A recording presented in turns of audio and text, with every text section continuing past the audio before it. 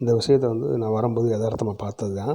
சாயல்குடியிலேருந்து கமுதி போகிற வழியில் ஒரு 3 கிலோமீட்டர் தொலைவில் இது வந்து டிரைவரின் ஓட்டுநர் வந்து கவனக்குறைவாக இருந்தனால தான் இப்படி ஆயிருக்குன்னு சொல்கிறாங்க.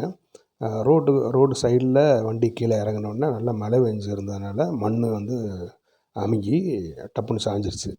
அது 2 நாளைக்கு முன்னாடி நடந்தது. இந்த கிரெயின் எல்லாமே வர வைக்கிறதுக்கு அங்கேருந்து வந்து 2 கிரெயினு நல்லா பாதுகாப்பாக வந்து தூக்குனாங்க. அது வர வைக்க 2 நாள் ஆச்சு. அதை கொஞ்சம் கொஞ்சமாக நகட்டி எந்த டேமேஜும் இல்லாமல் அந்த கண்டெய்னரில் வந்து ஃபுல்லாக டைல்ஸ் இருந்தது. அதில் உடஞ்ச டைல்ஸ் எல்லாம் விட்டு நல்ல டைல்ஸையும் அதை எடுத்து பாதுகாப்பாக வச்சு வைக்கிறாங்க.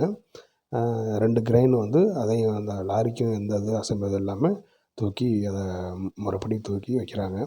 அது அப்போ பார்த்த நிகழ்ச்சி தான் பார்த்துக்கிட்டு இருக்கீங்க. இந்த மாதிரி சேஃப்டியாக எல்லாருமே ட்ரைவ் பண்ணுங்கள் டிரைவர்களுக்கு. ஏன்னா ஒவ்வொருத்தவங்களுக்கும் குடும்பம் இருக்குது. தூக்கம் இருந்தால் தூக்கமாக சப்போஸ் வந்தால் கூட ஓரமாயிப்பட்டு தூங்கிடுங்க. நீங்கள் தான் உங்கள் குடும்பத்தை பாதுகாக்கணுங்கிறதுக்காக உங்கள் உயிர் முக்கியம். அதனால் பாதுகாப்பாக ட்ரைவ் பண்ணுங்கள்.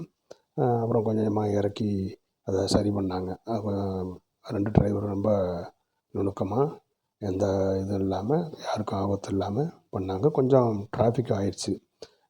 ஏன்னா கமுதியிலேருந்து வர்றது, சாயல்குடியிலேருந்து போகிறது, அதுவும் ஸ்கூல் விட்ட நேரம்.